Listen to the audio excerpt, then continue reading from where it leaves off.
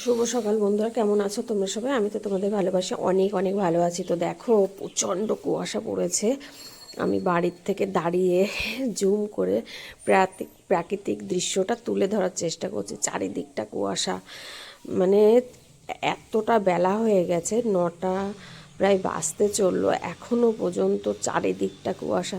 তোমরা জানিও তো তোমাদের ওদিকে কেমন ঠান্ডা পড়ছে। দেখো, ভিডিও করতে করতে হঠাৎ ক্যামেরার সামনে আমি কিছু একটা দেখতে পাচ্ছি, তখন বোঝার চেষ্টা করছি যে এটা কী জিনিস।